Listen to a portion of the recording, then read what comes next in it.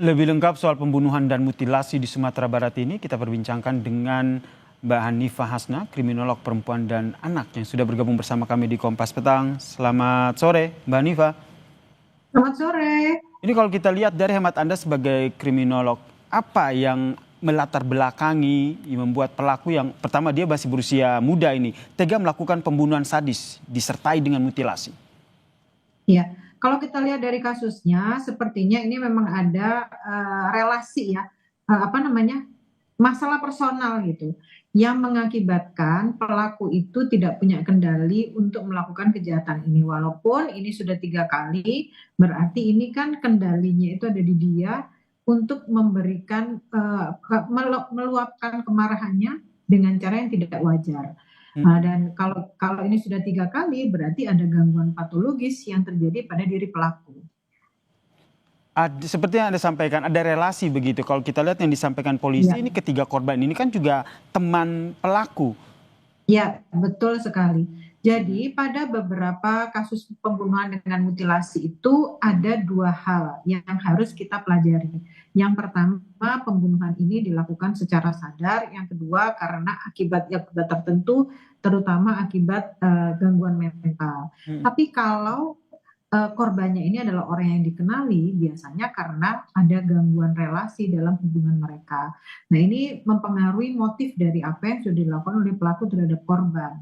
Pasti sebelumnya sudah ada konflik yang melatar belakangi, tapi karena si pelaku ini tidak bisa menyelesaikan dengan cara yang baik, agresivitasnya tinggi, dan mungkin ingin menguasai korban dengan cara sadistik.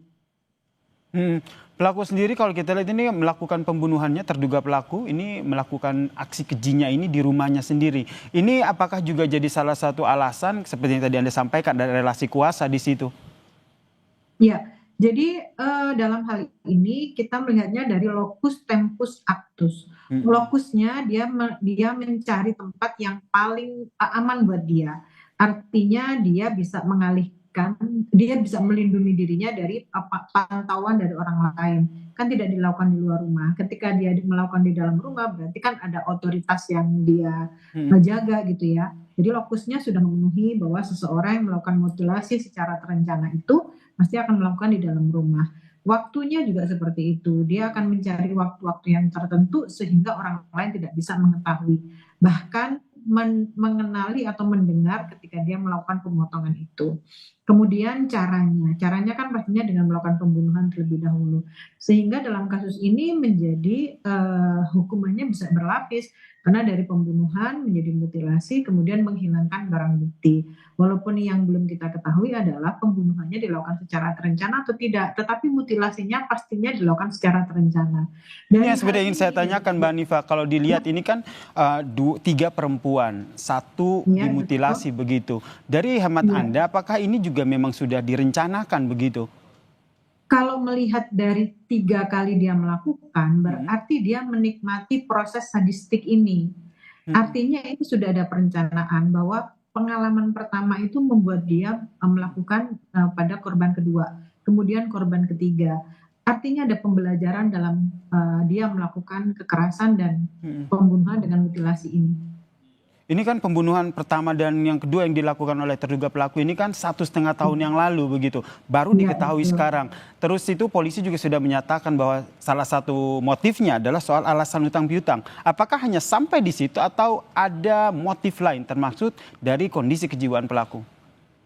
Oke, sebetulnya motif dari pembunuhan atau kejahatan itu kan ada 2, Hmm. instrumental dan material. Kalau instrumental itu segala sesuatu yang berhubungan dengan kondisi psikologis, kemarahan, dendam, kebencian, cemburu, dan lain-lain.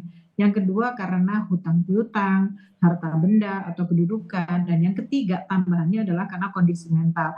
Kalau dalam hal ini berarti 2 unsur tadi itu sudah terpenuhi antara sakit hati dengan material tadi terkait dengan hutang piutang.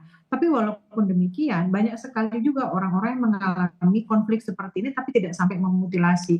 Artinya ada kondisi-kondisi tertentu yang membuat dia tidak bisa menahan diri dan melakukan agresi ketika terjadi kesalahan pada hubungan mereka.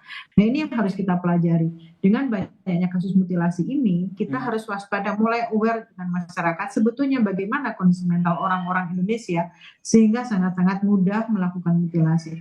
Apakah ini exposure media yang terlalu besar Baik. sehingga mereka melakukan copycat terhadap kejahatan yang sekarang sudah ada. Baik, terima kasih kriminolog perempuan dan anak Hanifah Hasna telah bergabung bersama kami di Kompas Petang. Salam sehat Mbak Hanifah. Terima kasih, Mas.